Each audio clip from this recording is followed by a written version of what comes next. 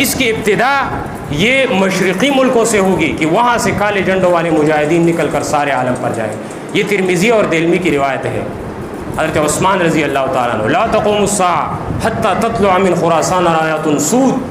حضور نے فرمایا اس وقت تک قیامت نہیں آئے گی جب تک خراسان جو اس زمانے کا افغانستان کا پرانا نام ہے لیکن اس وقت تھوڑا سا گریٹر خراسان تھوڑا بڑا تھا اور یہ اس وسط ایشیا کے جو ریاستیں آزاد روس سے جو ریاستیں آزاد ہوئی ہیں وہ اس میں کچھ ملی تھی. یہ علاقہ اس زمانے کا خراسان گریٹر کہلاتا تھا. اس کے بارے میں حضور نے فرمایا یہاں سے مجاہدین نکلیں گے اور وہ فلسطین کی طرف جائیں گے. لا يردها شيء ان کو کوئی شکست نہیں دے سکے گا. حتی تنصب بإلیاء یہاں تک کہ وہ اپنے جنڈ فلسطین کو فتح کر کے وہاں گاڑ دیں.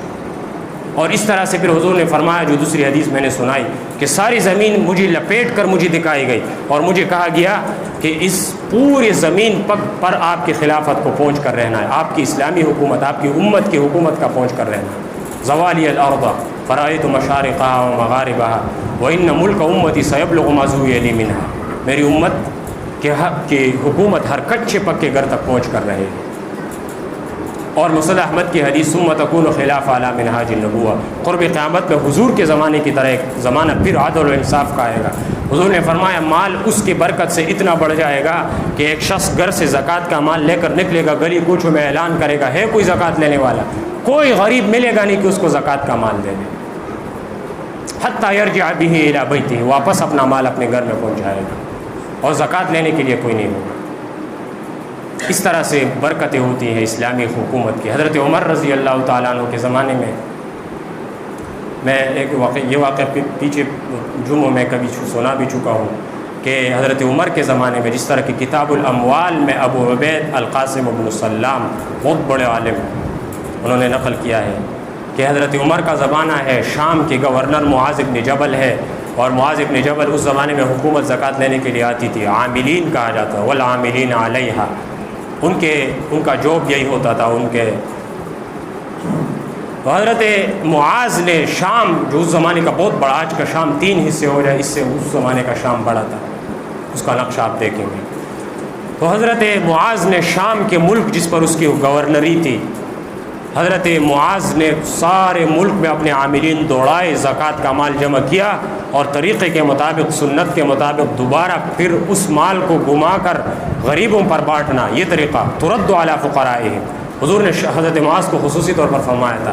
اور اسلامی حکومت کا یہ ایک دفعہ ہے کہ تؤخذ من اغنیائہم فترد علی فقرائہم, مالداروں سے مال لے کر غریبوں میں بانٹ دیا جائے گا.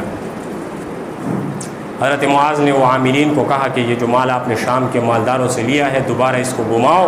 پورے ملک شام کی گلی کوچوں میں اعلان کروائے گئے کہ ہے کوئی غریب, ایک غریب بھی پورے اس زمانے کے ملک شام میں نہیں ملا جو زکوٰۃ کا مستحق ہوا. سارا مال مرکز مدینہ منورہ حضور حضرت عمر کے زمانے میں مرکز بھیج دیا گیا, مدینہ بھیج دیا گیا. حضرت عمر نے خط لکھا حضرت معاذ کو شام کہ آپ کو حکم معلوم نہیں ہے. حضرت معاذ کے بارے میں حضور نے فرمایا وَأَرْحَمُ وَأَعْلَمُهُمْ بِالْحَلَالِ وَالْحَرَامِ معاذ بن جبل. میری امت کا سب سے بڑا مفتی حرام اور حلال کا جاننے والا معاذ ہے. اتنا بڑا فقیہ اور اتنے بڑے شان کا صحابی کیسے غلطی کر سکتا تھا؟ لیکن حضرت عمر کو یہ معلوم نہیں تھا کہ اس نے غلطی نہیں کی. چنانچہ حضرت عمر نے فرمایا کہ آپ نے یہ جو مال مجھے بھیجا ہے آپ کو معلوم نہیں ہے کہ یہ غریبوں پر بانٹ دیا جاتا ہے، مجھے نہیں بھیجنا.